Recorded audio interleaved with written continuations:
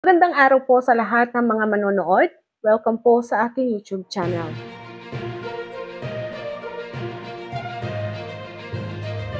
Para sa lahat po ng ating mga kababayan na hanggang ngayon ay naghihintay pa rin para matanggap ang kanilang national ID, pero hanggang ngayon hindi pa natatanggap, na gusto na nila itong gamitin bilang isang valid ID sa iba't ibang klase ng transaksyon na nangangailangan ng valid ID as a proof of identity.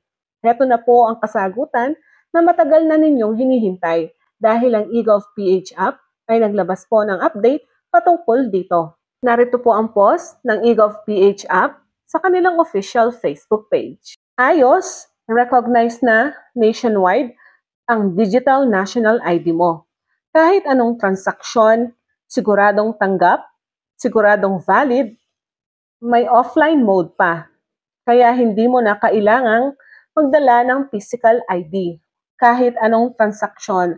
Ibig sabihin po kahit anong transaksyon, mapa-government o private man yan, tinatanggap po lalong-lalo na sa pag-open po ng inyong bank account, pagkuha ng passport, o iba't ibang klase ng transaksyon na nangangailangan po ng valid ID.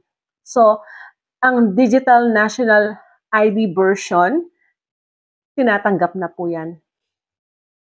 Siguradong valid. So, ibig pong sabihin, talagang ang inyong digital version ng national ID ay valid po o tinatanggap po sa mga ahensya ng gobyerno o kaya naman sa mga pribadong ahensya. So, tinatanggap na po yan dahil nga po ito ay valid na. May offline mode pa. Kahit wala po kayong internet, pwede po ninyong ma-access ang ID na ito sa eGov.ph app.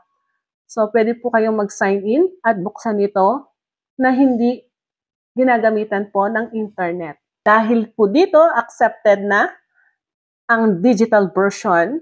So, kahit hindi na po kayo magdala ng physical ID, pwede na po. Another update po, national ID mo sa eGov.ph app, valid na sa bangko at sa lahat ng BSP supervised financial institution. Kita lang ang iyong digital national ID sa teller o officer para sa anumang transaksyon mula sa pagbubukas ng account. Kapag po gusto nyong magbukas ng account sa bangko, pwede na po yan as valid ID. Pagkuha ng loan, pag-withdraw, pag-remit, at hanggang sa iba pang financial services.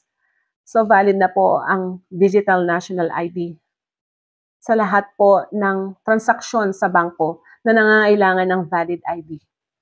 Ngayon po, may mga ibang institusyon na hindi tinatanggap ang digital national ID, pwede po ninyo itong i-report.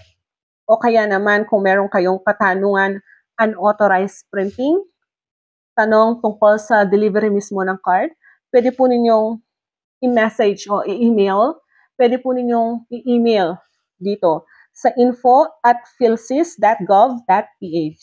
Kaya po sa ating mga kababayan, kung wala pa kayong mga IDs na paggagamitan ninyo sa iba't ibang klase ng transaksyon na nangangailangan ng valid ID, pwedeng-pwede po yan ang inyong digital national ID. Pwede po ninyo itong kunin o makita sa eGov.ph app. I-download lang po ito at mag-create ng account. May bonus pa po. Ang eGov.ph app po, hindi lang po ang national ID ang makikita ninyo, kabilang din po ang government IDs, Digital Senior Citizens ID, OWA, e-card, PRC ID, Digital Driver's License, at iba pa. Po ninyong ma-access ang ePhilHealth at Yakap program, e-travel and contributions, mag-book ng serbisyo hub, appointment, at iba pang mga public services. Ito po ay nasa app lang ng eGov.ph app. Ito po ay one-stop app sa mga government services po nandun na. Gusto po ninyong i-download ang eGov.ph app, meron po tayong tutorial. Tingnan lang po ninyo sa ating mga video collections. nandito po sa ating channel. Yan lamang po ang ating balita para sa ngayong araw na ito. Have a nice day and God bless us all. Ito po ang inyong lingkod, Pro Information Hub.